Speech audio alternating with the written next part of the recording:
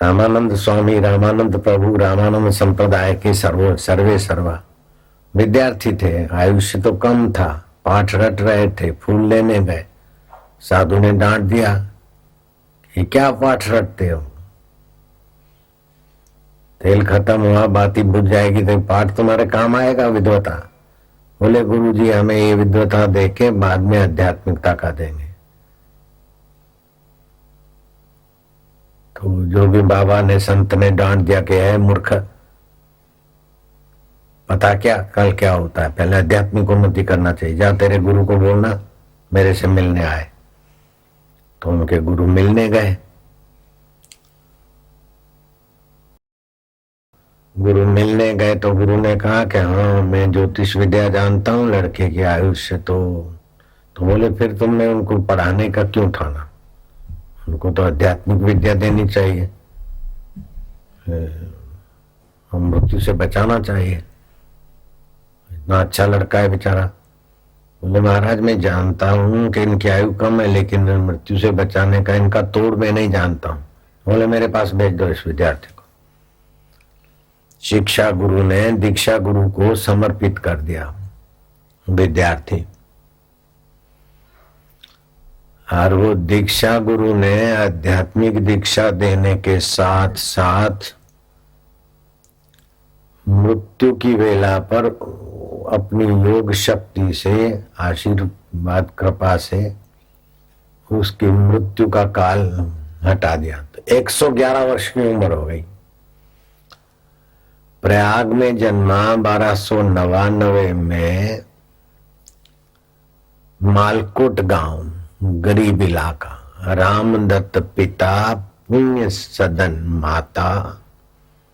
माता सुशीला और पुण्य सदन रामदत्त पिता, और सुशीला माता काशी में पर न्याय शिक्षा गुरु थे माधवानंद जी। पंचगंगा घाट पर वे फूल चुनने गए तो आचार्य राघवानंद ने उनको देखा, पंचगंगा घाट की इस बगीचे में तुम कैसे आ गए, कैसे घुसे, फूल चुरा रहे हो। बोले महाराज जीव चुराता नहीं हूं, मेरे गुरुदेव पूजा में बैठेंगे, उनकी सेवा में लगते, मैं रोज ले जाता हूं, यहाँ के लोगों को पता है। तो क्या करता है? बोले मैं पढ़ने को आया हूं। क्या पढ़ता है? सुनाओ। सुनाया तो फिर डांट दिया। बालक का नाम था रामदत्त, जो भगवान रामानंद बने। अब रामानंद संप्रदाय चलता, उसी रामानंद जी के चरणों में कबीर दीक्षित हुए, रहीदास हुए, और दूसरे बड़े बड़े संत, दादू दीनदयाल, उन्हीं के शिष्य हुए। और नानक जी और दूसरे संत भी, रामदत्त जो विद्यार्थी था बाद में रामानंद बने, उनसे बहुत प्रभावित, और गुरुवाणी में, गुरु ग्रंथ साहब में रामानंद स्वामी के बखान आए। तो कहाँ एक बच्चा फूल चुन रहा है और कहाँ राघवानंद महाराज की नजर पड़ जाती है, बच्चे की अकाल मृत्यु भी टाल देते हैं। रामानंद राम व्रत में ऐसे आगे चलने के राम व्रत संप्रदाय चला, और 111 वर्ष तक की आयुष्य रही। तो यह आध्यात्मिक बल भौतिक विघ्नों को भी हर लेता है और दैविक शक्तियों को भी भर लेता है। कहाँ तो रामदत्त बालकोट छोटे से गांव का लड़का, और कहाँ रामानंद स्वामी कबीर जी के भी गुरु बन गए, रहीदास के, दादू दीनदयाल जैसे सिद्ध पुरुष उनके शिष्य रहे। तो बुद्ध जब उत्तर अवस्था में आए तो बुद्ध के इर्द गिर्द बहुत ऐसी परिस्थितियां आई। कोई बोले कि बनते अब आप निवृत्त हो जाओ, ये संघ का कार्य हम लोग संभाल लेंगे, हम उपदेश दे देंगे। आज वो शास्त्र में बात आई, तो बुद्ध ने उसको लोगों के बीच ही 2 पैसे का करके रख दिया। तो आनंद ने कहा कि अब उसका अपमान हो गया, वो बदला लेगा, कुप्रचार करेगा। थोड़े दिन के बाद आनंद ने कहा कि फूट डाल दी संघ में, भिक्षुकों में ये हो गया। बोले क्या करें, मैंने तो कहा कि ताकि लोग उसके चक्कर में ना आए। फिर दूसरे ने कहा अच्छा अगर ये नहीं तो खाली मेरी 5 बातें भिक्षुकों के लिए जोड़ दो, जिससे अपना परंपरा अच्छी चलेगी। कोई भिक्षुक अपना आश्रम मंदिर कुटिया बुटिया ना बनाए, जंगल में ही रहे, और कोई वस्त्र दे तो नहीं पहने, पुराने वस्त्रों से ही गुजारा करे। तो आप चाहते ना सादगी और नहीं रहे, मांगना ना पड़े, जीवन निर्भर रहे, तो ऐसी 5 शर्तें सुना दी। तो बुद्ध ने उसको भी काट दिया। वो जरूरी नहीं कि वो जंगल में रहे, हाँ कोई जंगल में रहना चाहता है तो उससे छूट है, बाकी कुटिया बना के रहता है, आश्रम बना के रहता है तो उसको मना नहीं है। कोई वस्त्र पुराने वस्त्र को लेकर गुजारा करता है त्याग बढ़ाने के लिए तो ठीक है, लेकिन वस्त्र किसी के स्वीकार न करे ये मैं संघ में अपना नियम नहीं डालता हूं। ऐसे उसकी 5 बातों काट दी तो वो दूसरा भी भड़का। तो जो बुद्ध की जगह लेना चाहते थे या अपने बुद्ध के चेलों को अपने तरफ खींचना चाहते थे, उन लोगों के खूब खदबदा भरी हुई।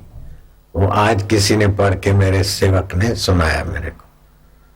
तो जब गुरु के शिष्य बन जाते हैं तो उसमें छापा मारने वाले तैयार हो जाते। गुरु तो बोलता है बाबा तुम जो जहाँ जो हमको मिला है वो तुम पालो, हम अपने हाथों से तुम्हारे तिलक कर दे और बिठा दे अपनी गद्दी पे।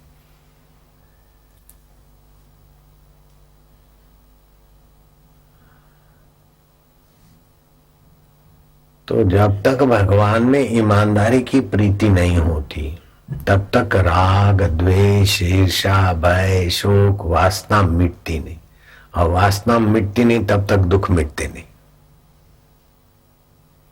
निर्वासनो निरालंबा वो शोभते शुष्क पर्णवत, अष्टावकर जी ने कहा। अभी उसे कोई विषय विकार का अवलंबन नहीं, अपने आत्मा में मस्त रखता है। फिर प्रारब्ध वेग से खाएगा लेगा देगा। राम जी के जीवन में युद्ध आया तो युद्ध किया, कृष्ण जी के जीवन में जो कर्म आया करा, लेकिन सुख बुद्धि से नहीं करेंगे कि ये करने से मुझे सुख मिलेगा। कबीर जी ने सुख बुद्धि से नहीं किया, सुख मिले, सुख बांट। अभी हम आए तो चलो जाएं जल्दी जल्दी, तो ये लोग आए मेरे को सुख देंगे मिठाई देंगे, इसलिए भागे भागे नहीं आए। भूख सहते हुए भी इधर बैठे ताकि इनको किसी को जाना है तो बेचारों को तकलीफ ना हो। दूध मैंने क्या साथ में ले चलते, अभी दूध पीछे पड़ा है ठंडा हो रहा है, तो तुम्हारे आगे बोल रहा हूं तो क्या तुम्हारे से मजा लेने के लिए नहीं बोल रहा हूं, आपका मंगल हो। तो मानवीय संवेदना विकसित नहीं हुई, पर दुख का आतरता नहीं, पर कल्याण में भाव अगर तीव्र नहीं हुआ तब तक फिर सत्संग करने का अधिकार गुरुजी नहीं देते। तो मैं तो करना ही नहीं चाहता था, गुरुजी मुझे धक्के मार मार के, धक्के मतलब शरीर से नहीं लेकिन भाव से बार बार सत्संग में कहते, खलक की खिदमत से बढ़कर मैं मानूं बंदगी। मुझे ध्यान में बहुत रुचि, मैं सत्संग सुनते सुनते समाधिस्थ हो जाता था, ध्यानस्थ हो जाता था। तो मेरे पर नजर पड़ती, एक बार तो डांट दिया, छा तो करी, ये क्या करता है, सत्संग सुनता है कि ध्यान लगाता है।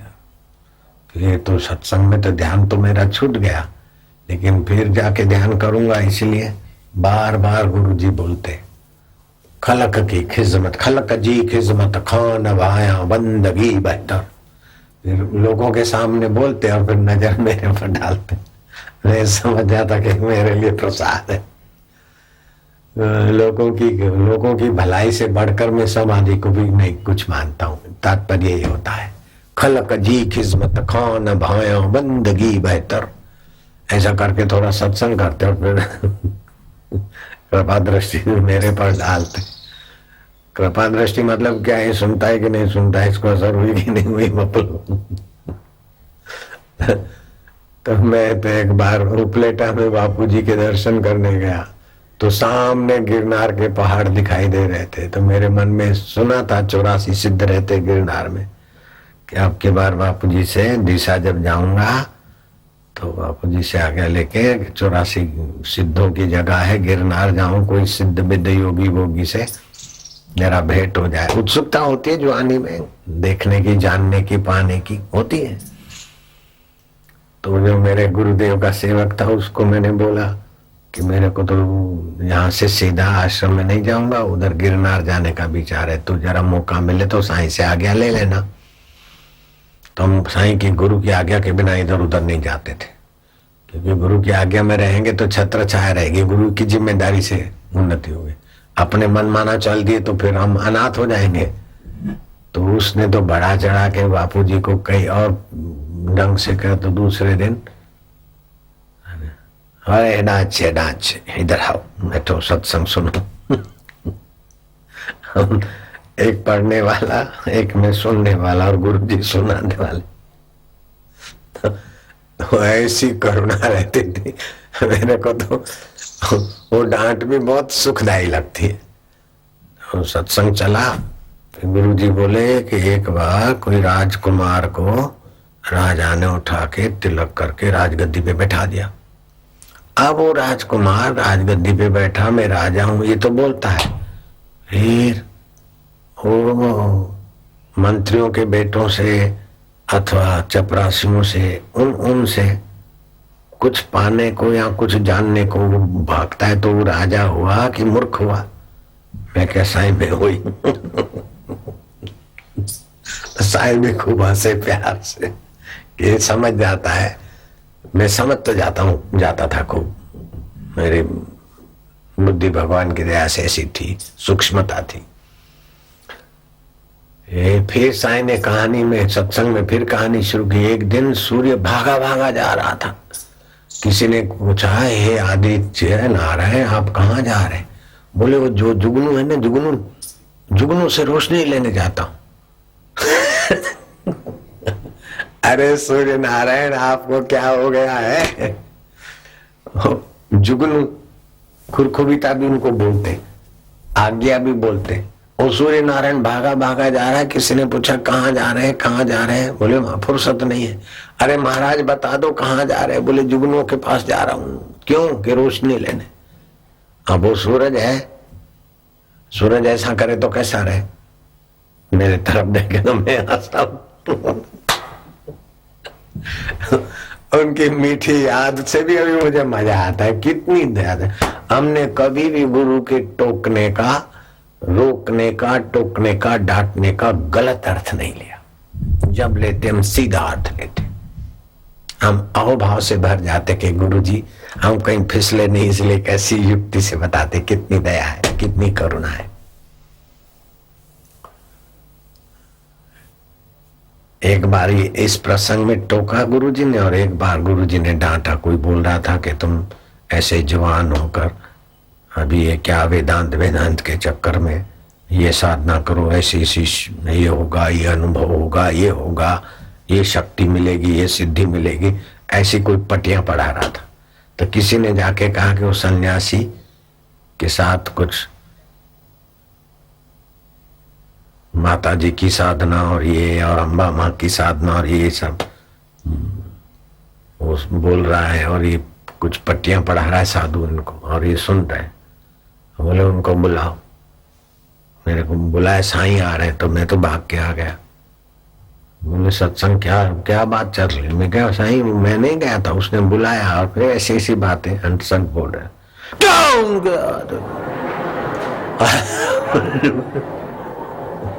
ए तो मेरी नकल है, असल तो कुछ और था। जय हो, कहाँ है? जय हो, जय हो, जय हो। वो डांट अभी भी याद है, वो याद करके मजा लेता हूँ, तुमको भी मजा देता हूँ। कितनी कृपा छुपी थी। फिर बोलते, इतना जोर से डांटा, फिर बोलते बेटा बेटा, मैं बेटा न अद्दा भैया। जब तक आत्म साक्षात्कार नहीं हो तब तक इन लोगों की बातों में नहीं आना चाहिए। साधक है बाज पक्षी और ये है शिकारी द्वैतवादी। ये पाले ईश्वर के सिवाय कुछ भी पाएंगे तो टेकेगा क्या? मैं क्या नहीं साईं, तो समझता है। मैं कहा साईं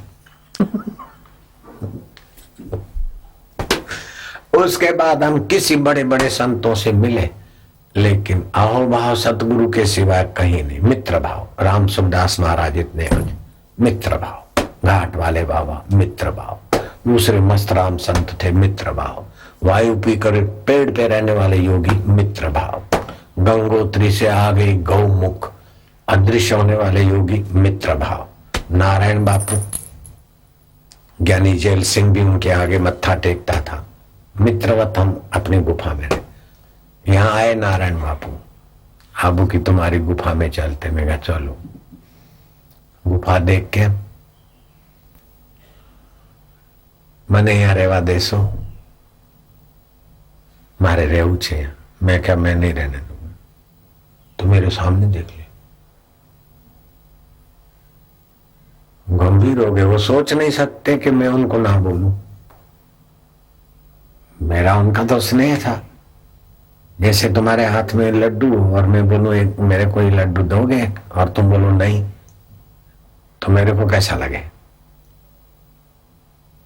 तो बोले मेरे को गुफा में रहना है, तुम रहने दोगे। मैं कहा नहीं, तो मेरे सामने देखने लगे।